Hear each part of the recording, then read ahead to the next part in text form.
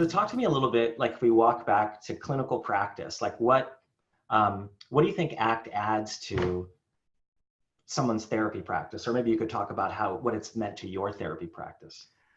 Sure. Well, it's interesting, up until 2010, which is when I discovered ACT, I was researching, I was looking at a research study on mindfulness, and I came across acceptance and commitment therapy. And I was like, oh, that sounds interesting. And then started reading up on it and kind of found a home in the approach. And that prior to then, I was feeling kind of stagnant in my therapy career, quite frankly, and just not feeling like I was growing as a clinician and not really excited about the work I was doing at the time.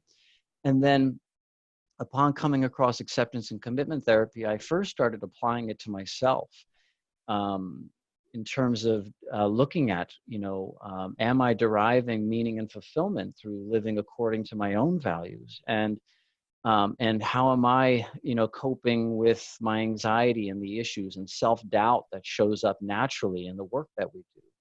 And so I found it very useful in applying it to myself. I started introducing it in the group work I was doing in an intensive outpatient program, integrating it within a primarily CBT and then DBT program, and then gradually kind of making that the core of my practice over time.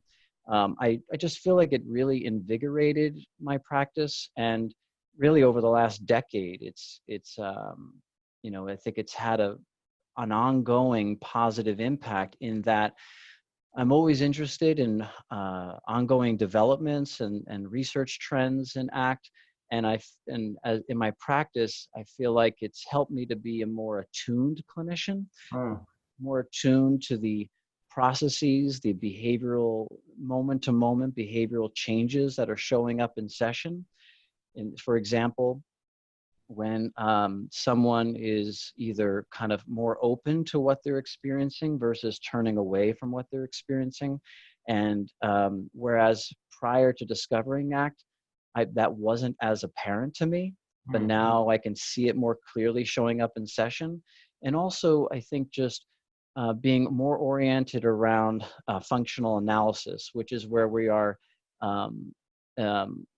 looking at the antecedents and consequences of our behaviors and analyzing the function, the effect that our behavior has in our lives and in the therapy sessions as well. So that includes both assessing my own interventions in the moment and how that's landing with a particular client, and being attuned to the feedback, both verbalized feedback and observed feedback that I'm getting in session. But then more importantly, looking at how their behaviors are functioning in the context of their life. I mean, I can hear how it kind of transformed your work and made it more deliberate, planful, more finely attuned to what's going on in front of you with the client, but also finely attuned to yourself and how you are influencing the client. Yeah, well said. I think deliberate and intentional are good words to describe how it's transformed my practice. Yeah, I would say when I stumbled onto ACT in around 2007, immediately when I began to practice it, there were a couple small and important transformations. One was I felt this freedom that I did not have to solve all of the problems and all of the bad feelings of my clients. At the same time, I was able to offer them something really, really useful to use in the face of their uncomfortable feelings and their problems in their life. Also, something that came a little bit later as I really better understood the role of values in ACT work is that the work with clients felt so much more rich because they weren't coming into me every week and like reporting like I feel a little bit less anxious or a little less depressed. It was like, I did that really cool thing. I like, asked that girl out, or I actually sat down and studied on a Saturday night when I usually just go and party and I knew that wasn't the right thing for me. This was working with college students, which I've done a lot of. And like that was so much more meaningful. I would get so excited about the transformations people were making in their life. And then, you know, over time, I think the way it transformed my practice is that, you know, I could be completely wrong about this because I didn't collect outcomes before I started getting into ACT, and the evidence-based world of ACT kind of got me into collecting outcomes and like seeing, are we making a difference, and not trusting just my own impression, but like, you know, checking in with the client, checking in with assessment measures, those sorts of things. I think it made me a more effective therapist in dealing with things like anxiety and depression. Like when someone would walk in the door, it wasn't like, okay, I'm just going to turn on the therapy machine and see if this helps this person. I actually had a path, right? I want to increase psychological flexibility, and we do that through all these millions of different ways, and that would mediate a change in something like depression or anxiety. And even when those thoughts and feelings were present, the person might still be acting in the service of their values. And so their quality of life and the meaning in their life might be increasing even when pain was present. So I would say that those are kind of the, you know, the immediate ways that it changed my practice. And then there's a couple of other things, like over time, it got me excited and more curious about other evidence-based practices. So things I had kind of resisted, like straight cognitive therapy, which is very different from ACT, but like, okay, if this works, then how can I use it to help folks? And can I be flexible myself and like try on this, like this cognitive therapy code I don't especially like, and see if it helps people, you know? And so ACT's, you know, invitation to be more flexible in general helped me become like, okay, I'm just going to get into cognitive therapy, or I'm going to get into DBT, or I'm going to get into these other kind of models that are not exactly ACT, but have some overlap. And I'm going to try to do them with fidelity and see what kind of outcomes I get with folks. And that was really fun because it created this like creative space for me to play in. I love that, Matt.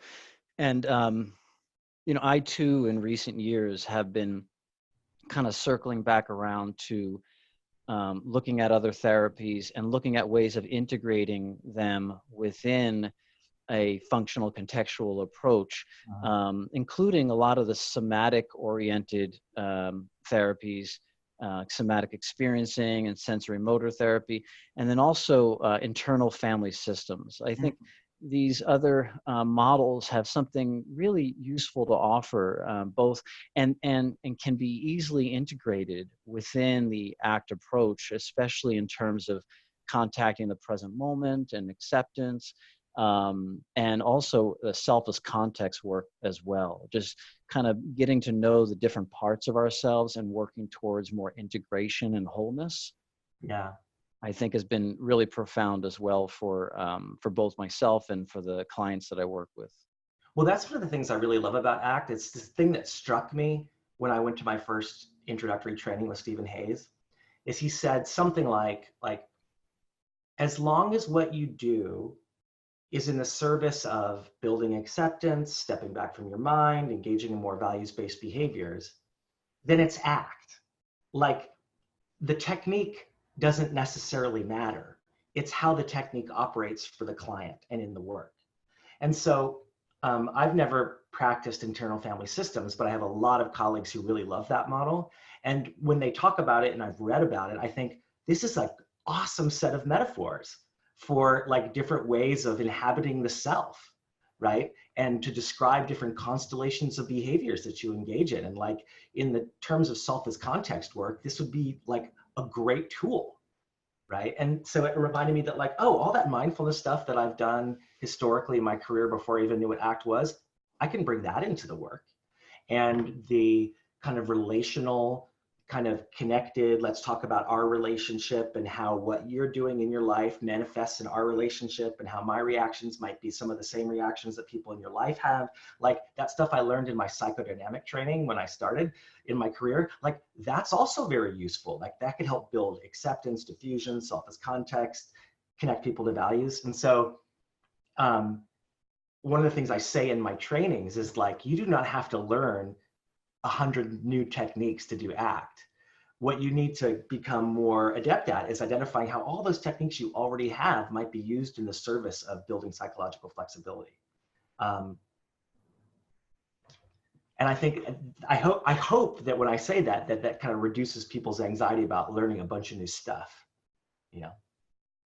Yeah, and I think that's a common question that comes up, or common concern that comes up in workshops is, how do we integrate ACT into, other models, or how do we integrate other models into this approach? And like you pointed out, if we are using these other interventions in the service of fostering psychological flexibility, you can use really any interventions to do that. Yeah. Um, so I think it's very workable. And I think participants begin to see that along the way of a 2-day workshop, because I'll start to, especially as I'm walking around and observing their real role plays and watching them kind of bring in these other interventions and using it in an ACT consistent way. Like that's such I think inspiring moment, to be a part of that and to witness that. I was like, yeah, that's so cool.